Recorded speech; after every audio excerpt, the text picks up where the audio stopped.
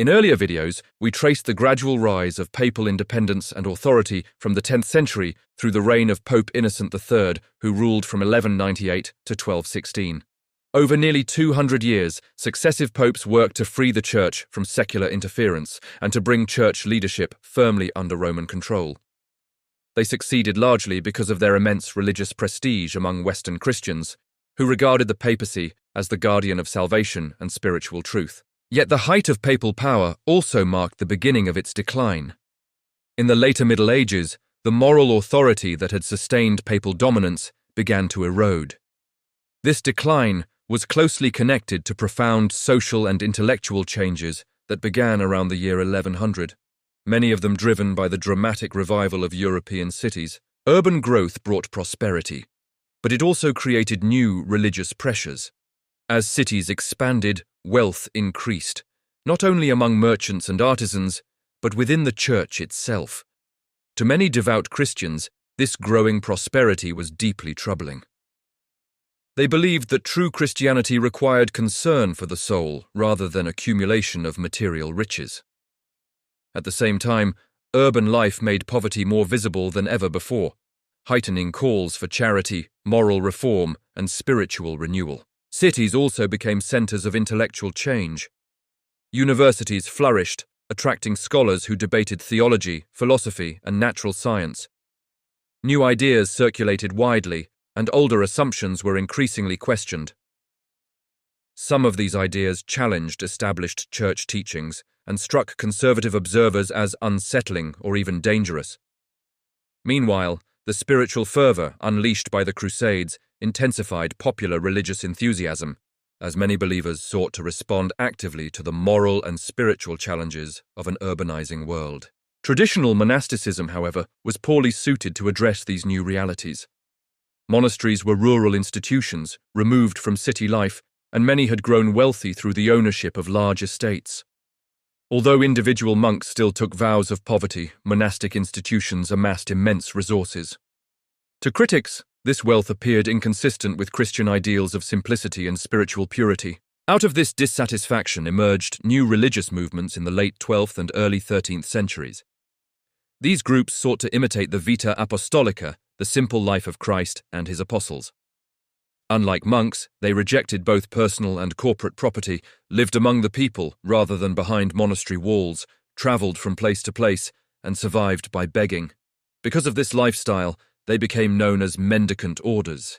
The two most important mendicant movements were the Franciscans and the Dominicans. The Franciscans were founded by St. Francis of Assisi, a wealthy nobleman who renounced privilege and wealth to live in radical poverty.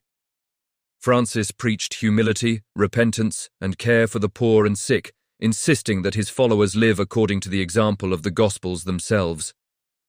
Early Franciscans possessed almost no formal organization, relying on a small number of simple rules left by Francis and emphasizing personal devotion above all else. The Dominicans, founded by St. Dominic, took a different approach. Dominic believed that the greatest threat to the Church came from heresy, and combating it required discipline, education, and effective preaching. Accordingly, the Dominican order was highly structured and intellectually oriented. Its members devoted themselves to studying orthodox doctrine and became some of the Church's most skilled preachers and theologians. Both orders spread rapidly throughout Europe. Ordinary people admired the friars' poverty, sincerity, and devotion, and many saw them as embodying the authentic spirit of Christianity at a time when the institutional Church seemed distant, wealthy, and entangled in politics. The Mendicants were part of a broader wave of religious reform. Other lay movements emerged as well, including the Waldensians and the Cathars, many of whom were eventually condemned as heretical. Even the mendicant orders themselves posed challenges for the papacy. Their wandering lifestyle made them difficult to supervise. They lacked the fixed hierarchies of traditional monasteries, and their commitment to radical poverty often clashed with the Church's growing wealth and administrative needs.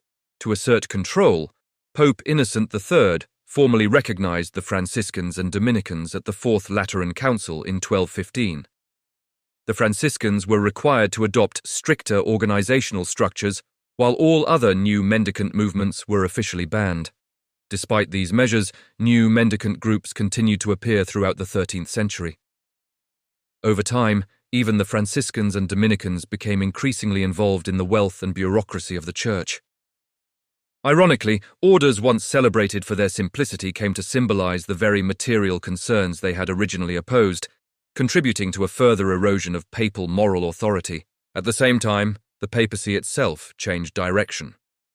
Earlier popes had focused primarily on spiritual reform and freeing the Church from political domination. Beginning with Innocent, however, popes increasingly pursued greater political power, greater wealth, and more direct control over secular governments.